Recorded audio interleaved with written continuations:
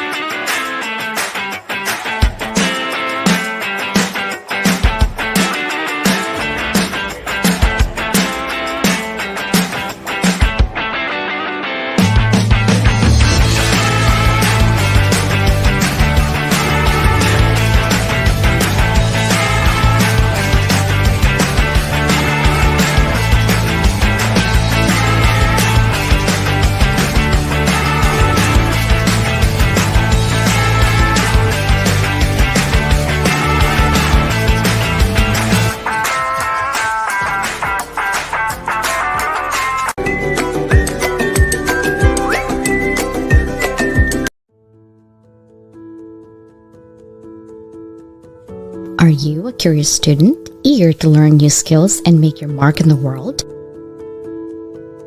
Or are you a professional seeking to advance your career and unlock your full potential? You need to be equipped with effective soft skills like communication, problem solving, teamwork, and more. The Level Up Academy by Doc Leland bridges the gap between education and employment through transferable skills training.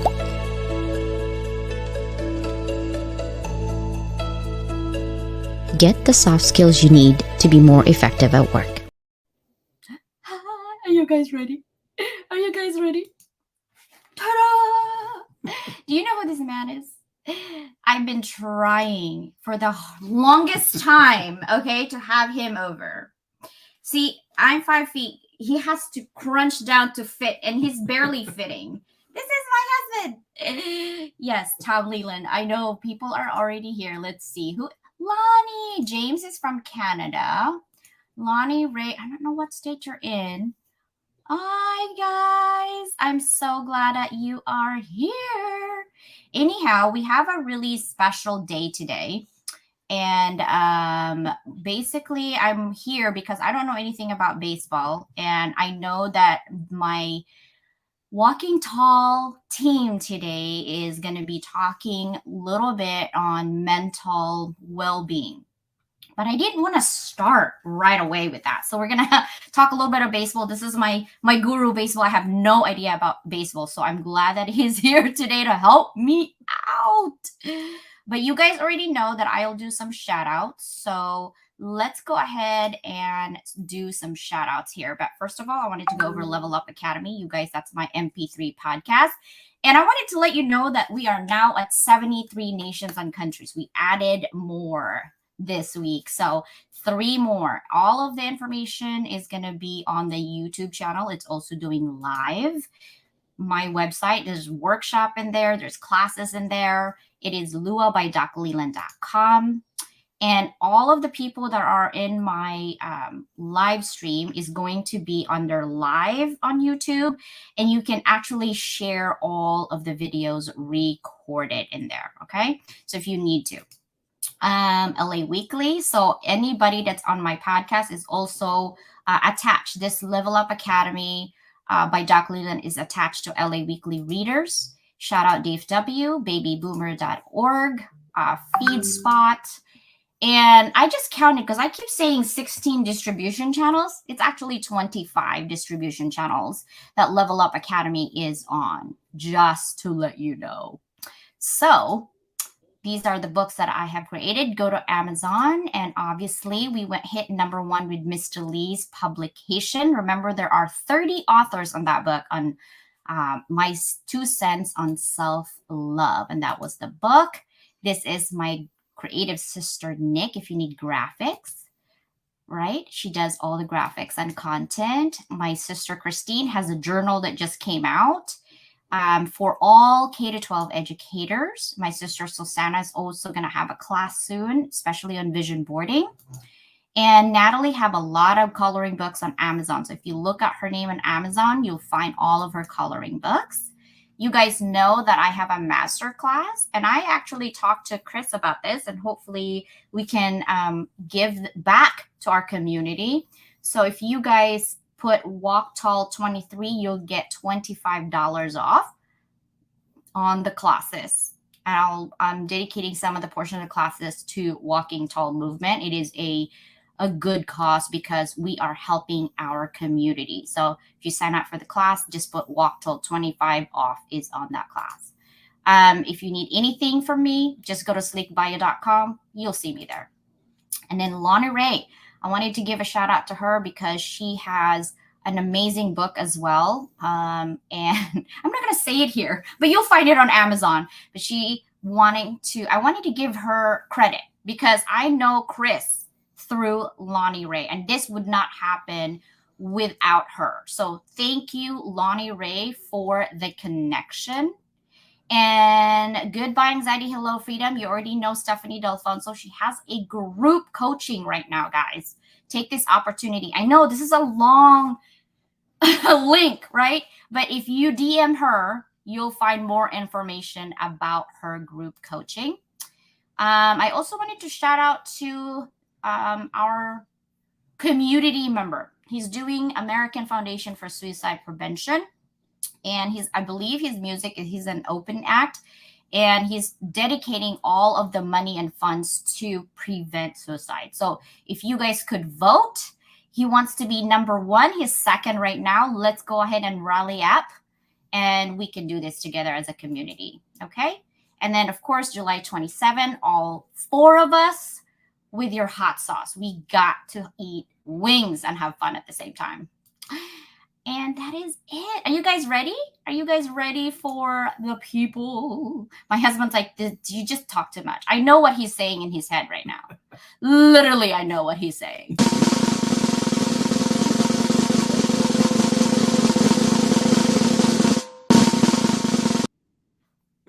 You're going to say that, right? No comment. Oh my gosh. Anyhow, you guys know I will always ask my guest here. So this is my first question to Todd. Think back 20 years ago and find within your timeline some of the significant changes in your life that got you here where you're at today. So introduce to us who you are and why you're here today. Well, thank you for having me on, number 1. So my name is Todd Blyleven. I grew up in the Major League Baseball world, following my dad around that played for 23 years at the MLB level, and was very fortunate enough to follow him and be a part of multiple teams all over the country, and really was raised on a baseball field. I played professional baseball myself, became a Major League Baseball scout. So you ask about 20 years ago, I was probably on some bus traveling around the country, throwing the rock around and having a lot of fun, building, character and learning how to lose and win and all of the above. Went into the corporate space of sports, and I own a sports technology company now. In 2017, I was in the Las Vegas mass shooting, and so I'm a mass shooting survivor, and did some extraordinary things during that event. So my life has completely been transformed and reset, and a lot more focused now on sharing the love and being approachable and vulnerable. Totally different from where I was 20 years ago. I think, I scare the heck out of my friends now. I'm writing poetry. I'm just totally connected to my inner self and just trying to spread the love. So, yeah. That's cool. We made Dr. Vanetta's here, and then she disappeared on us. There she is. Mystery guest. Oh, goodness. I gotta give you a heads up. This is like, I've been doing podcasts for a year. This man will not show up ever. But when it comes to like, oh, this, I'm like, honey, they're talking about baseball. I am so lost. Can you come help me? And he's like, baseball? What do you mean? This is a show of baseball? I'm like, oh, just come. And he's like, fine, I'll show up. Chris, your turn. Yeah. Well, first, as Todd said, Dr. Leland, thanks for having us. And Tom, it's a pleasure to meet you and get to hear a little bit of your passion for the game. But gosh, 20 years ago, I was like Todd on a bus traveling throughout the country. I also have a long-standing background in the game of baseball. I played at the Division I level on scholarship at the University of Iowa for 4 years. And after I graduated, I was thrown into the coaching world. And for about 10 years there, I coached collectively 3 or so at Valparaiso University in the Mid-Continent Conference and Horizon League. And then I got brought back to my alma mater, the University of Iowa, as the pitching coach and recruiting coordinator for about the last 6 years of my coaching career.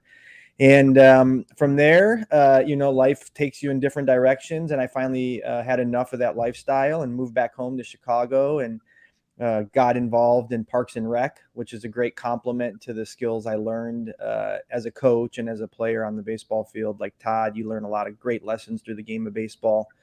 And I've been with the Park District of Highland Park now for about 10 years. Really a great organization. I've been very fortunate to elevate myself very quickly in those years. Have only worked in one park district and what have you. But part of my responsibilities and being one of the directors of recreation is to be the co-chair of the Highland Park, Illinois Independence Day Parade. And I've been that for about the last 5 or 6 years. And sadly, like Todd, I'm also a mass shooting survivor because on July 4th, 2022, a killer opened fire on the parade, which I was the co-chair. And if not for baseball and not for that experience, I would not have met Todd, and I would not have had him by my side as my brother and best friend in life. That's not blood related, I say. And we certainly wouldn't have met the lovely and super, super educated and smart and everything else, Dr. LaRosa. I'm so excited for you two to meet because, Todd, I was saying backstage, like, Dr. Leland and Dr. LaRosa, like, this is a power force of all power forces. So I'm excited for them to meet. Yep. Me too. And first of all, I am so sorry. Mass shooting, like just the word itself gives me goosebumps because it's happening to our children too. Right. And it's like, we got to stop. I don't know what the answer is, but we got to stop. Dr. LaRosa, this is the first time I'm meeting you. Hello. Hello there, Dr. Leland. Yes. Introduce yourself. Think back 20 years within your timeline. Any significant changes in your life that got you here where you are today? And really interested in this like trio. What's happening? Yeah, that is, such an interesting question. 20 years seems like such a long time, but in actuality, it occurs in just a blink of an eye. We all go through so much in a relatively short period of time. Just a year in our existence can change everything for us. So when I think back to 20 years ago, I remember a me that had finished my PhD and I was really working hard. I had already a significant amount of time in the field working with wonderful people with a variety of intellectual and developmental disabilities. And as I was furthering my career and continuing to work, I found myself taking on so many cases and trying to help so many people that I was burning myself out. I was working 7 days a week, 12-hour days, and I just couldn't say no to anyone. Any of my skills that could help someone else, I just wanted to put into practice. I had worked so long and so hard to get to that point with the goal of helping people that I just found myself in a position where I couldn't say no. And so I started to continue to grow and develop my company, Helping Hands, which at that time, it started around 2004. And I slowly but surely over time hired some wonderful clinicians and trained them and continued to grow. And this way we were able to help all the people that reached out to us in need. So that was my building process. That's really where I was in that part of my life. But during that time, my father became very ill. with lung cancer. And he was my best friend, and my sports buddy, and, the guy that taught me baseball and football and hockey and, everything else. And he suffered a traumatic death. And, in watching him waste away and watching my mother, all of 5 feet tall, single-handedly take care of him, just the strength and resilience and love that the two of them displayed, towards each other, was something that inspired me, but also hurt me very deeply because I knew their bond was about to be broken. At that time, they had just retired to Arizona. They worked really hard their whole lives, blue collar people, tons of hard work, and they finally retired and moved to Arizona, which was their dream to do. And they weren't really there for more than 5 years before my father became very ill and died. So during that time period, I also learned to become an advocate. I learned about lung cancer. I learned about clinical trials. And I brought my father back to me in New York, where he could participate in a clinical trial that eventually elongated his life in a healthy way for a significant year. So he was really given just a couple months to live before the clinical trial. He was very sick. And so after the clinical trial, he really became healthy again, and he got to live that final year. Yeah, so we got to say our goodbyes. We got to do our final things together, and he then passed away. But it inspired me to continue my advocacy for others and to continue my work.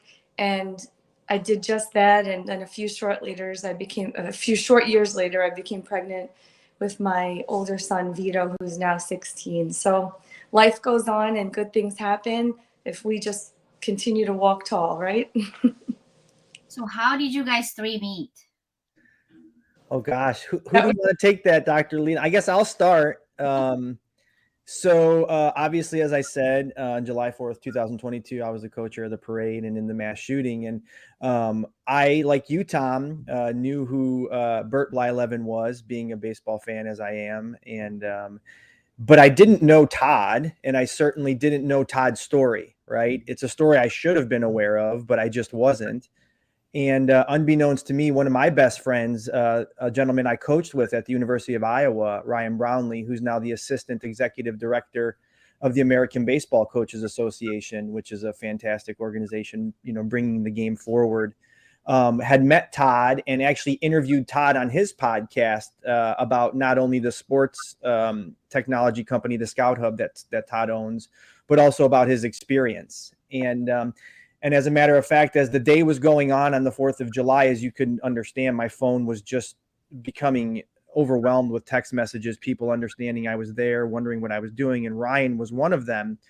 And I had about 40 or 50 of my former baseball coaching friends texting me, asking me what was up. Are you okay? And I couldn't respond to everybody. So I had asked Ryan to just be like my baseball buddy. And can you just let everybody know I'm safe? But well, lo and behold, I didn't know it. He was also asking Todd Blyleven to reach out to me and just be an advocate and a resource, because he understood what Todd went through. And so then July 7th, I received a text message out of the blue from Todd Blyleven, basically introducing himself to me, explaining to me that he was unfortunately in the worst mass shooting in United States history, and also what he did that day and how he, overcame it. And he was pretty clear right away what I needed to do. And, when you experience something as I did, I didn't quite listen to him immediately, but he was by my side every step of the way. And so, Todd, I think I'll turn it over to you from there. Like, what were you thinking when you texted me, or when Ryan was like, hey, will you reach out to this guy, some perfect stranger? You don't know what you're getting into. Do you want to really re-traumatize yourself and get, what were you thinking, man? Well, first of all, it's an incredible story because, when you go through something like a mass shooting or any type of major trauma, right, that you experience in your lifetime that really knocks you down, there's confusion, there's silence, there's this moment of total, utter fear. that embodies your soul. And so I was very blessed to, when I got back from my experience. Now, for those that don't know my story, you know, I was at the Route 91 Las Vegas concert, and we were there with about 18 family members, younger kids. And when I say younger kids, I'm talking like early 20s. That were all partying and being together, and unfortunately, a gunman from the 32nd floor unloaded, thousands and thousands and thousands of rounds on 26,000 people. And so I was able to get my family out super quick within the second round, and went back in and spent about 8 hours, dodging bullets and carrying people over my shoulder, and as much as I could. And so I lost lives that night in my arms. And so you experience this horrible, tragedy firsthand, and the voices and the noises and everything else is going on through your mind. So now I've got to actually get on a plane and fly back to Dallas, Texas, and I'm with my wife. And so we get into our truck at the airport, and I got a call from a friend of my dad's, and he said, "Hey, I'm a former military, combat vet. I've done some pretty crazy things, and I know where you're at mentally right now." And he painted a picture of what my next 72 hours was going to look like for me. And what it did was it created a roadmap. I understood, okay, I'm going to experience these headaches. I'm going to have nightmares. I'm going to be irritable. I'm going to probably not be able to sleep. My voice is going to be all over the place. I'm not going to be able to put words in front of the next. And I need to find some help. And so when Ryan Brownlee reached out to me with Chris, I knew that I had a responsibility now to pay it forward. And so I reached out to Chris, and luckily he reached back out to me, and we've been inseparable since. We've been brothers. And to see him go from his experience, he did incredible things for 8 hours. I mean, his boots were on the ground. He, didn't stop until someone told him to. And to see him go from, I always call it like mush, to where he is today, and just this power force and this exuberant kind of just soul that is so inspiring and wants to just do good in this world. It's amazing. So I was really lucky and blessed to have been there for him and with him. And then Dr. LaRosa came in. So her son was, she was trying to actually buy my service on my platform. And she called me she emailed me at the right time. I ended up giving her a call. It was like a Sunday afternoon or something. There was nothing really going on. And she's like, "Oh my God, I'm actually talking to somebody, and this is real, like a customer, what?" And I'm like, little do you know, I'm just a little tiny company, but I was able to walk her through the process of paying. And then we just started talking about what her experience was. And I'm actually building something in the mental health platform, a piece of software that I think is going to be amazing. And I ran it by her out of a leap of faith. Like, "Hey, can I ask you a question? I'm an open book. I just want some advice. Do you think this is a good idea?" And she's like, "Oh my God, that's amazing." So we started teaming up on some things. And then Chris came on January 16th and said, "Hey, you ever think about doing something good in this world with what happened with us?" And I'm like, "Yeah."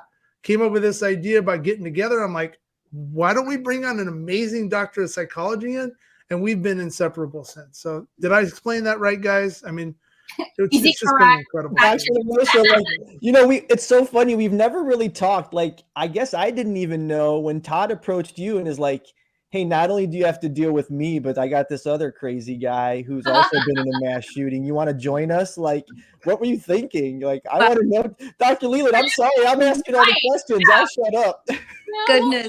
It was amazing. Honestly, Todd explains it just perfectly. My son is a 16-year-old athlete. He's a prospect right now, looking at a bunch of colleges.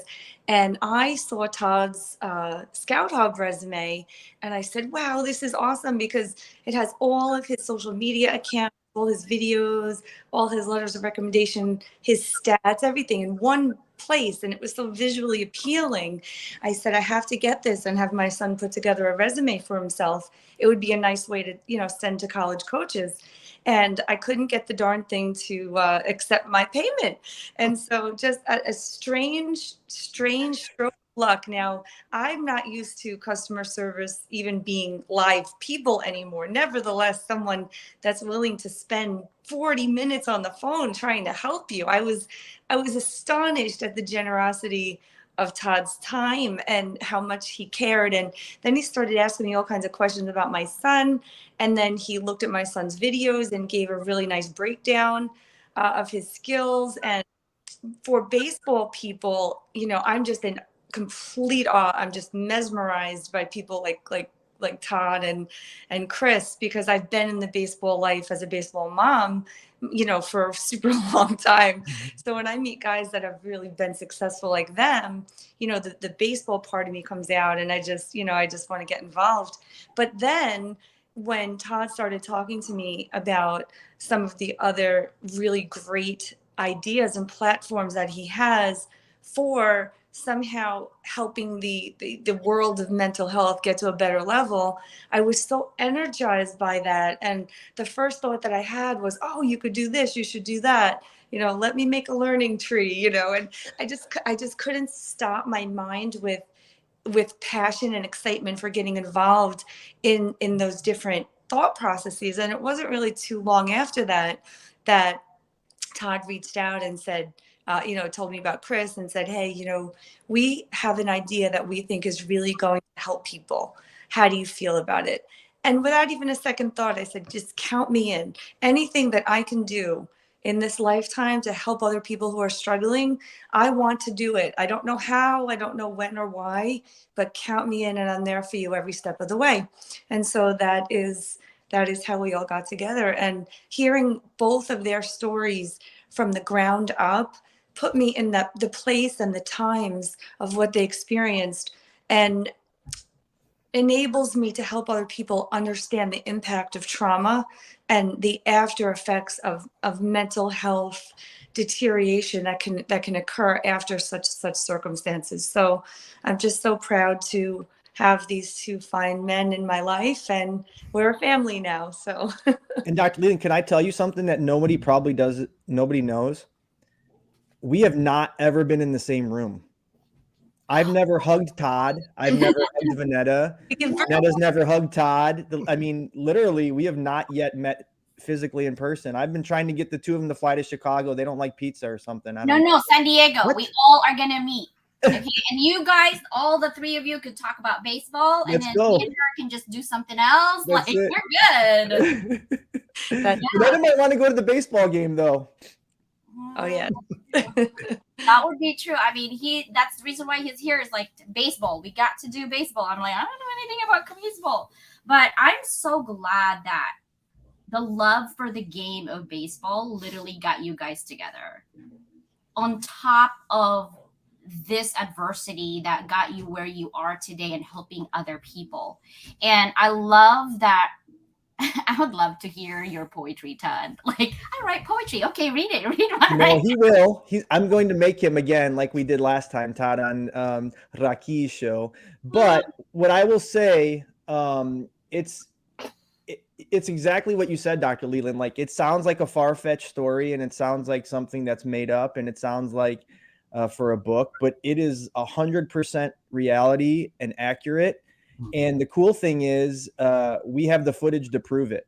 And, one of the things too, that I have been telling some folks behind the scenes is as we were building Walking Tall, we've been documenting everything, every step of the way. And so I don't even know how many hours of footage we have between Todd and Dr. LaRosa and I, or just Todd and I, up late at night or 4 o'clock in the morning, talking about, we could do this with Walking Tall, or this is going to happen, or let's see about this, or I know this person. And so, yeah, it's just been something that I've never imagined could get to this level as quick as it has, in terms of getting to speak with amazing people like you and your husband and some of the other folks we've gotten to meet. But it's going to continue on. And what I really love about this, and I wanted to extrapolate more, is the support system, right? Because I think that first, like you and I talk even offline, the first 48 hours, yes, people are there. But what about after 30 days? What about after 60 days? What about after 8 months? I mean, it's already been a year, and I saw your post on I think it's the brain exchange group or something like that, where you just had a little moment there, and it's still happening. So I want to know, like, what kind of support system that's crucial for you guys to keep moving, and what are you guys doing today for the people who are still suffering? Yeah. I'll probably start. I mean, one thing that I think is really, really important for everyone to understand, and we need to break the stigma that, especially here in the United States, you don't get over this. You just don't. The Las Vegas incident happened October 1st, 2017. I still experience something every single day. There's 13 seconds of time, and I've counted it, of a memory that goes on in my mind every single day. And it's horrible, but I've channeled that to be more inspiring, to make sure that I'm resetting myself every day to appreciate where I'm at. And you need to get help. You need to find support. You need to find like-minded people that have been in your situation, whatever that traumatic event is, whether you lost life through a family member, whether you were in a car accident, whether you were yelled at in our officers and everything else that is going on in our first responder communities. Whatever that experience is, you need to be able to find somebody that's experienced something similar to that you can genuinely open up to, and they become your rocks. Like Chris calls them his board of directors. I call them my rocks. I have people that I can call 24/7. They will answer the phone and they will listen to me, and they know where my mind is. It doesn't do me any good to talk to somebody that hasn't experienced a mass traumatic event like I went through, or have experienced holding someone in your arms that passes. I can't explain that to somebody. They're going to feel really bad for me because I'm going through that. But I need someone to be able to say, yes, brother, I know what you're going through. And this happened to me. And how did you get through that? What do you do to alleviate some of that pain?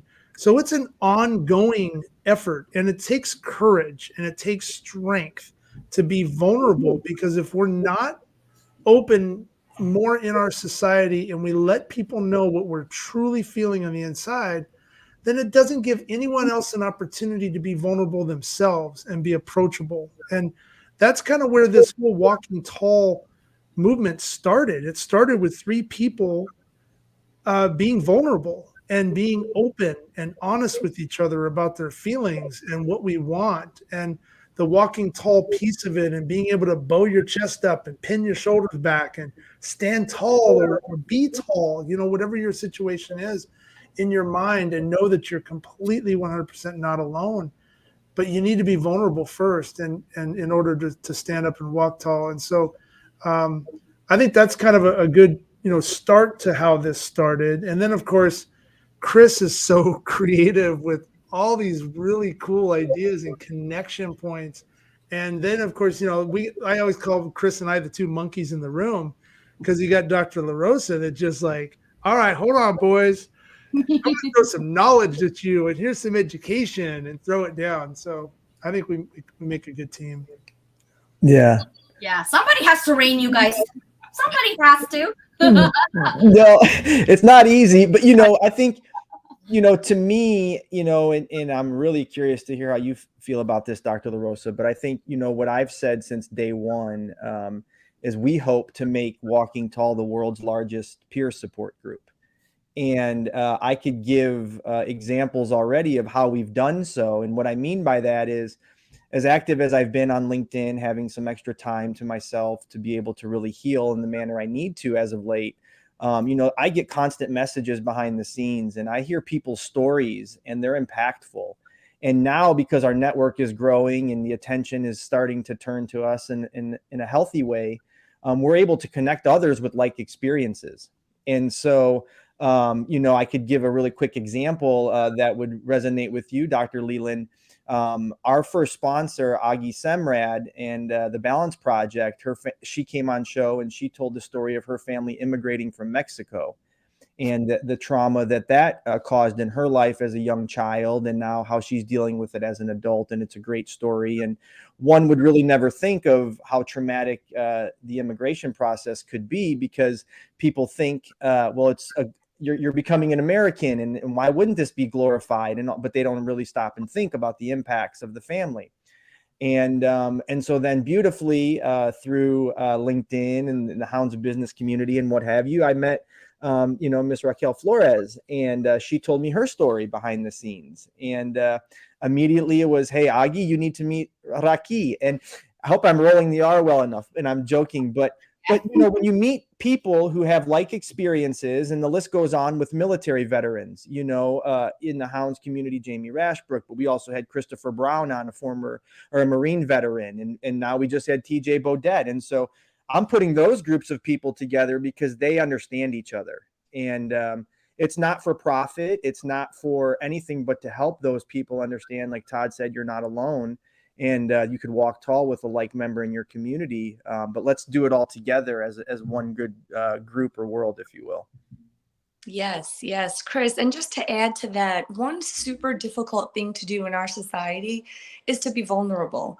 We're all afraid that when we show our weaknesses, when we tell our story, and when we share our mental health struggles, that people around us will judge us and look down upon us, or somehow think that we're not capable of success in our lives. And we're here to lead the way, to say, it's okay. We've done everything on the surface in our careers and in our lives to be successful and helpful to others. But we've also been knocked down because we're human, and we all have. And it's just the hope that by being strong and sharing our stories, that other people will come out and not be afraid to do the same. Because it's only when people hide behind the facade of perfection in their lives that they have to take on those anxieties and those stressors and those depressive states all alone. And that's what we don't want people to do, because that is the journey into a mental health decline. So when we think about mental health and what we're trying to do for people who are trying to walk tall and work their way through it, I think about, and I say this a lot, our long-term memory, because it's a vast, imagine a super huge warehouse that has an infinite storage capacity. That's our long-term memory. And we have things in there that we don't even know are stored. And sometimes in life, we experience a trigger and we have a feeling or a thought or a memory that evokes some kind of an emotional sensation for us. And this is happening all the time. And so sometimes our past traumas and anxieties are stored this way. And Oh no. Really on point there. There I she know. goes. We lost you, Dr. LaRosa. Oh, The good. last 2 seconds. Yeah. Oh no! Oh goodness! I was saying that once our long-term storage activated through some neurophysiological process, we have then access to those thoughts, feelings, memories, and perceptions that surround it. And we all have different levels of a predisposition for various mental illnesses. Some people, it's just a buildup of one trauma after another. The death of a close loved one, an accident, an incident, a divorce, a traumatic move, whatever it might be. And it builds up in people, and they then develop different levels of depression and anxiety. And some people are exposed to a significant trauma for the first time in their life, and then symptoms develop after that. But it's so important for people to always keep an open mind and always seek professional support for the things that they're going through, and know what those signs and symptoms are, because reaching out for help and talking about it and putting it out there is the best way to get ahead of it and control it and lead a productive life. I think too, I mean, this is why we have her, right? Because she can just throw this knowledge down. Like, I was taking notes. yeah, bases loaded. You just came in and struck out the side. Like, geez. But I think one really important fact too is, when you're struggling and you realize, okay, I need some help. I'm going to take that first step to actually get some help. Whether I'm going to talk to somebody, I'm going to go through the process. You've checked your tough box. Like, you're tough at that point. Now it's time to continue to stay tough. Don't hold it in. Don't go into this closure and think that you're alone. I speak to a lot of military first responders. Those people are tough. EMTs, doctors, nurses, anybody that puts a uniform on, anybody that goes in, a psychologist that goes in to help somebody, you're putting a uniform on. That's your badge. You've checked the tough mark. So now you're already tough. Now be vulnerable. Expose yourself. If a pitcher goes in baseball terms, if I hurt my arm and I'm pitching at 80%, I need to go through rehab. I need to get myself back to 100 so I can perform physically to do my job and go have fun playing the game I love. It's the same thing with our minds. If we're not all there, why are we so withdrawn and closed up? I saw in somebody's comment about going through a domestic violence situation. I'm really sorry that you went through that. Nobody should ever have to go through that. But you're tough by just even acknowledging, hey, I did this. That's a cry out for someone saying, anybody else gone through this? Like, let's talk, So I think it's incredible that we try to keep telling our stories, and that's what Walking Tall is all about. Yeah, and I'll just say too, real quick, how I knew Todd was going to be there for me, and I don't often say this. I think I maybe told this story one other time, but July 11th, a week after my experience in 2022, there was a community memorial at the location of the shooting. At the time of the shooting. So it was 10:14 a.m. On July 4th. And so at 10:14 a.m. at the exact location where the 7 sad folks' lives were lost, there was going to be a memorial. And so I was just drawn there. And of course, I felt I had to be there for various reasons. And as the memorial was over and as I was trying to walk back to my car, I collapsed. I mean, I physically collapsed and had a panic attack. And was overwhelmed, and I couldn't think but to do anything, but I called Todd. And now, mind you, here's a man I had just met, not but 4 or 5 days earlier. And there he was. And I mean, I vividly remember I was, hunched over in an alleyway almost. I couldn't breathe and I couldn't talk. And Todd says, I'm here for you. What are you experiencing? Talk to me.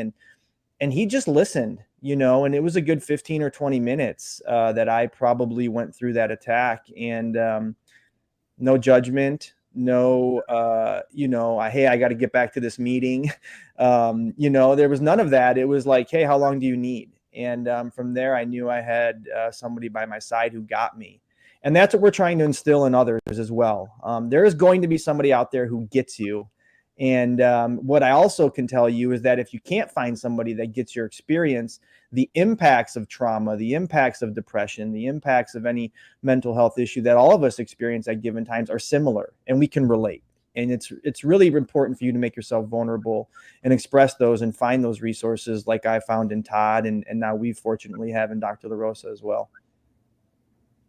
That's so amazing. I love that. And it's so fitting because that was my next question. Like, how does your community rally together to support survivors in creating a space for healing? And when you said 7-Eleven, I'm like, ooh, that's my birthday. And that's 20 years. And they have good Slurpees too. So I know, right? But yeah, it's been a hard space. Now, right now with Walking Tall, what is your 6 months to 1 year goal in terms of helping people moving forward with their trauma? I'm not the best one to answer that because I'll give you the billion-foot level plan. So Todd and Dr. LaRosa are the much more organized and methodical ones to this movement. I'm the I don't even know what Todd calls me. So Todd, why don't you have at it? He's the king of ideation. It's funny. Without your ideas, Chris, we would be nowhere today. So that's so true. I will You have a lot more time on your hands, that's for sure. Yeah. I think it's important that, we start to build more of a culture. So the next 6 months, I think, what I think we should really be focusing on is what Walking Tall means to you as an individual.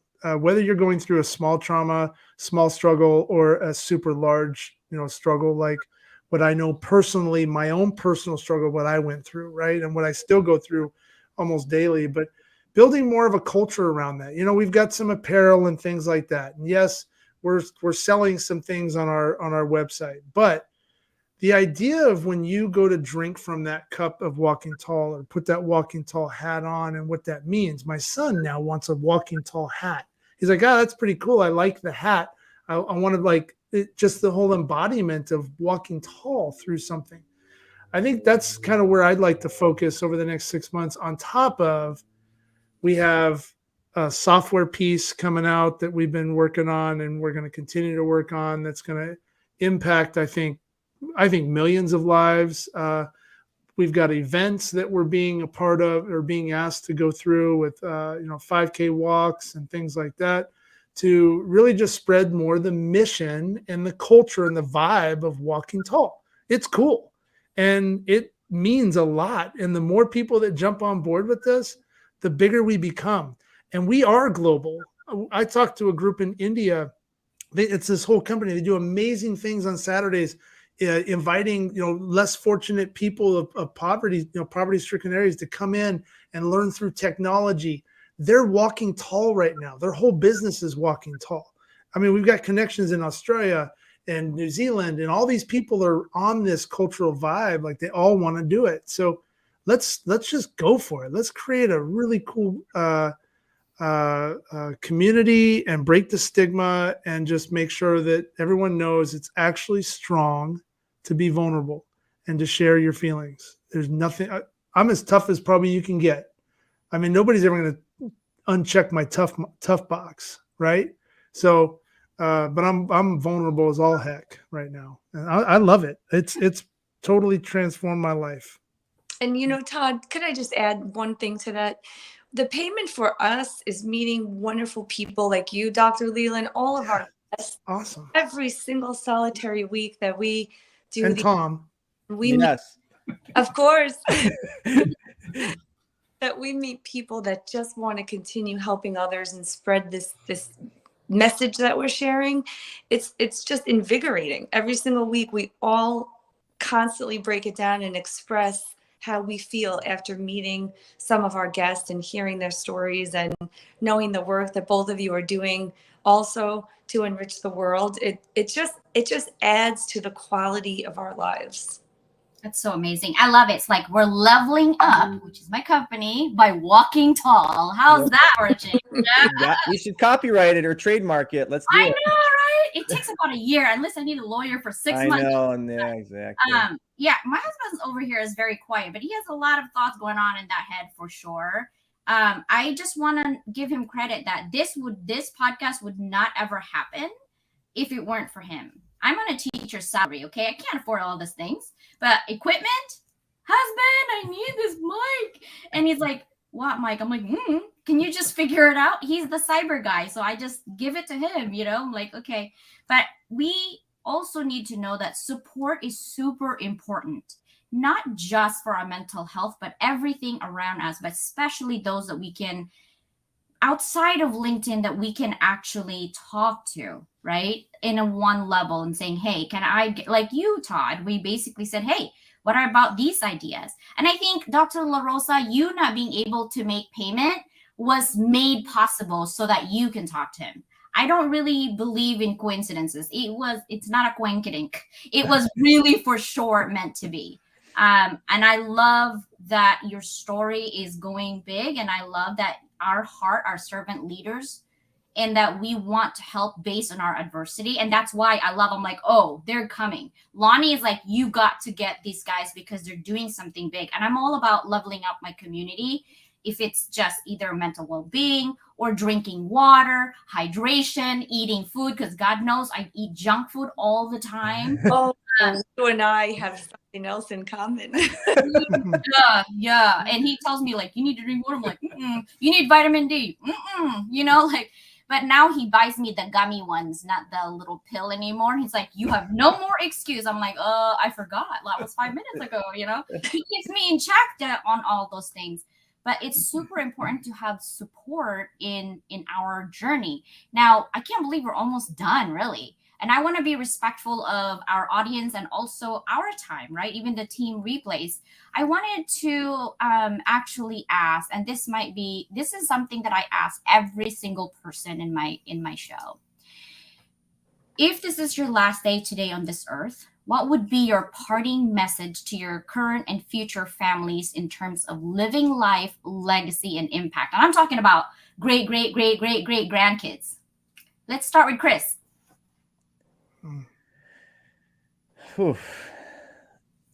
It's funny when you go through what I think Todd and I went through, you actually think about this, so this is not something that I haven't thought about. And so I think what I would wish my legacy to be for my family is that I loved them as best I could and walked tall. How about you, Todd?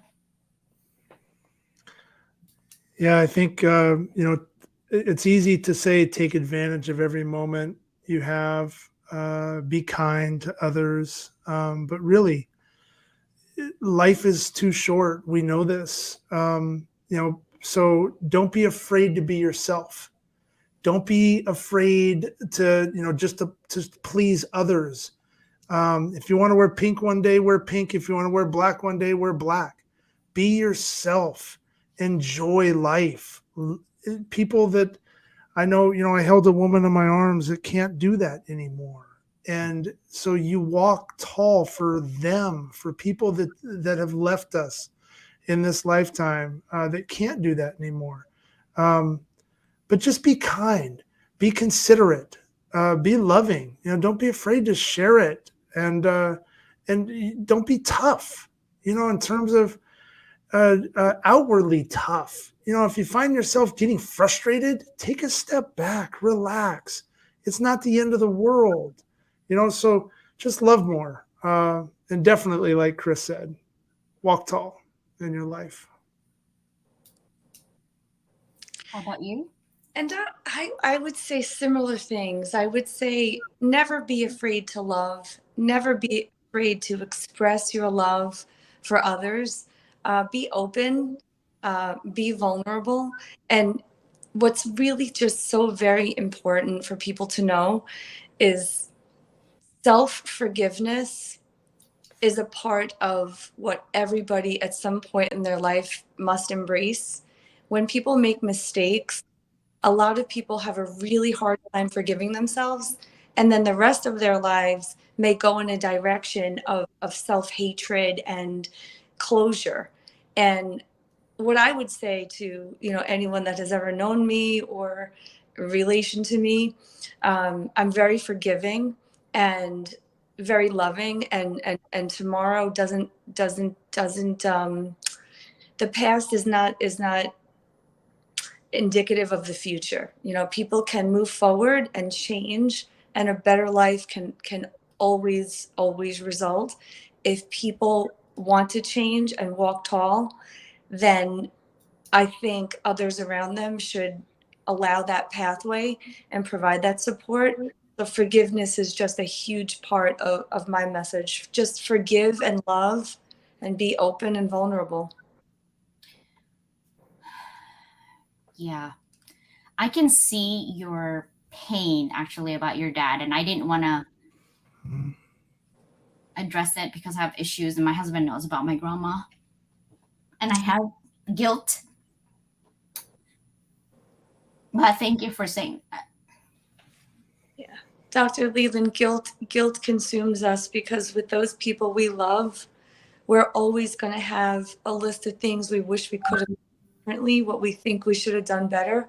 But the love that you're showing right now, if there was even an ounce of that, and I know there was, that was shown during the life of your, what was it, your grandma? I couldn't hear. Yeah, she was the one who raised me, but when she died, she's like 10,000 miles away, and I had small kids at that time, and I couldn't go back home.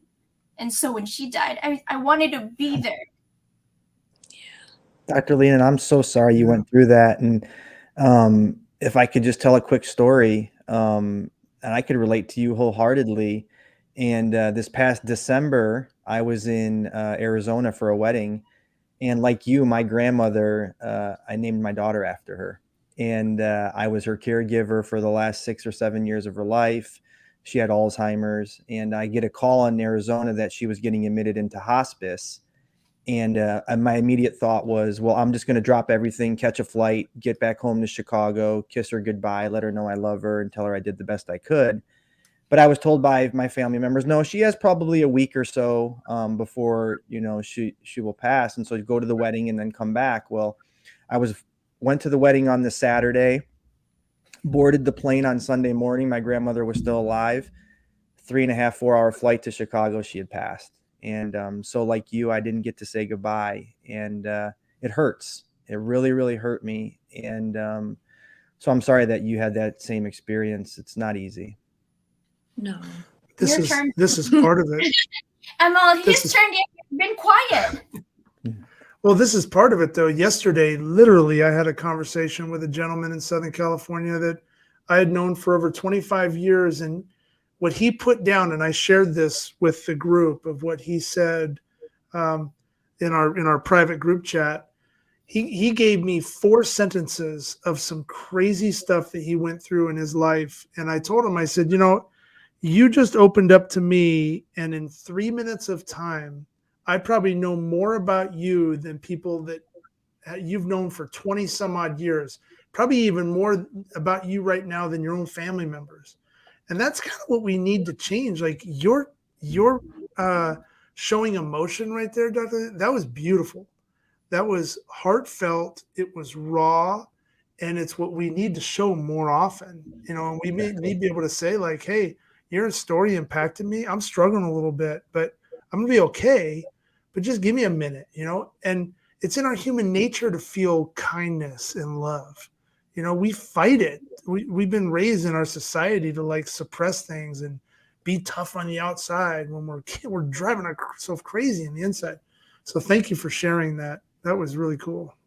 Your turn. If you were to be done today, you have 5 minutes. What would you say to our great, great, great grandkids?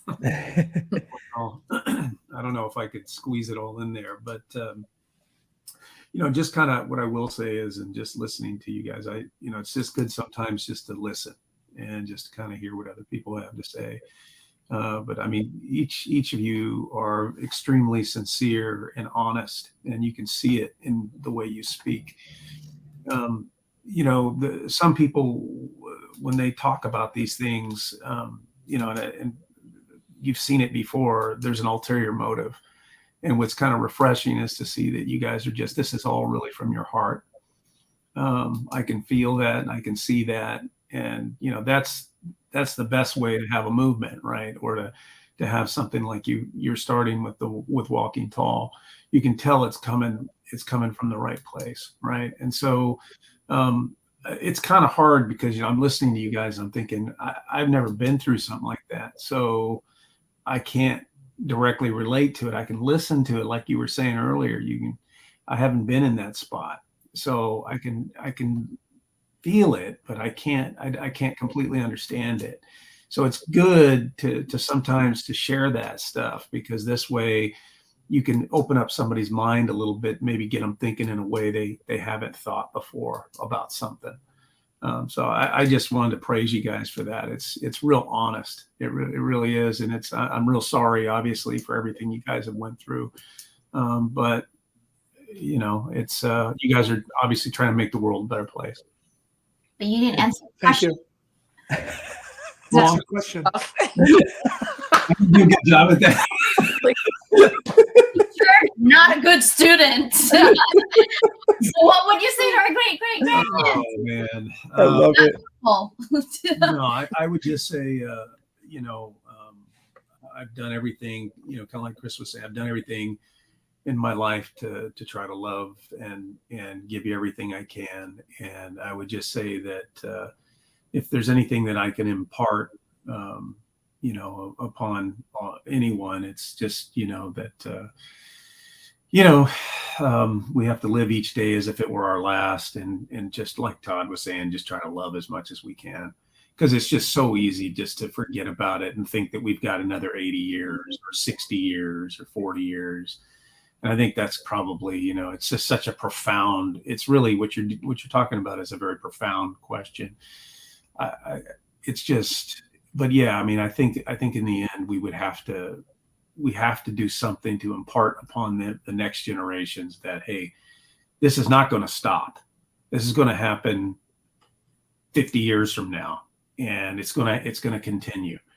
And we gotta try to do things better. Like I'll just say this real quick. Like this is kind of spinning off in another direction, but I'll just say this, and that is, if you think about mental health where it was 30 years ago or 40 years ago, this stuff, like Todd was saying, this stuff was stuff you suppressed.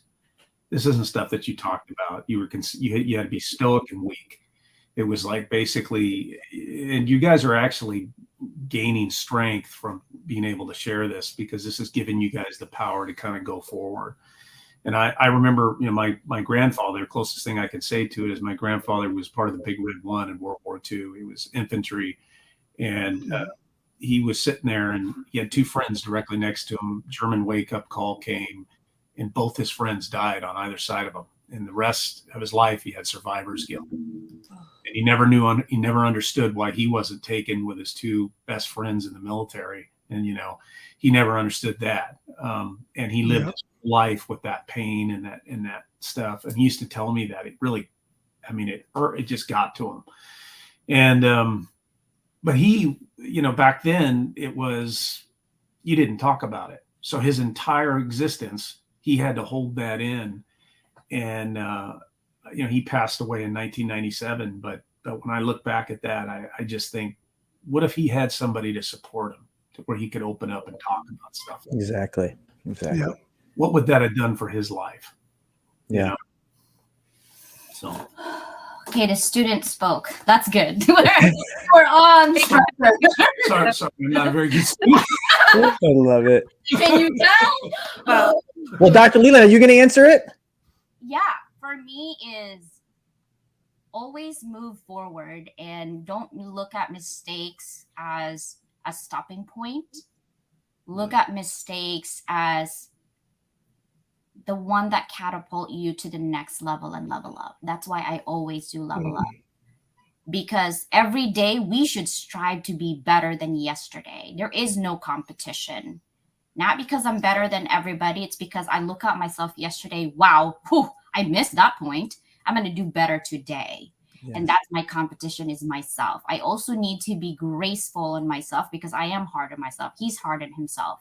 And the words that comes out of our mouth and what we say affects our brain and affects how we look at ourselves. So we have to be careful on those choices of ourselves. And so I have to level up myself every single day and say, my mission is to level up the world. I can't level up the world if I'm not leveling up myself, right? But I'm only human, okay? I'm not AI, guys. Okay, just tell you what you think. Robot. AI. But at the same time, I'm very emotional, and I wear my emotions. Like, I cry a lot, and he's like, "Are you okay?" I'm like, "No, give me 5 minutes. I'll be fine." My mascara's running, but but I really thank you guys for being here today, and we will all level up by walking tall, right? Yes, walk tall. That's right. Thank you guys so much for being here. I so appreciate you. No, we appreciate you for having us. This was awesome. This has been an honor. This is like maybe the second or third time we've done this as a full team, and it's been an honor and a pleasure. And thanks for sharing your platform with us. Awesome. Yeah. Thank you guys for all of those who. All right, we got to do a walk tall though. We always end the show with a walk tall. So Dr. Leland and Tom, you got to lead us. How do you walk tall? You can do it however you want. We want to do the shoulder move or what?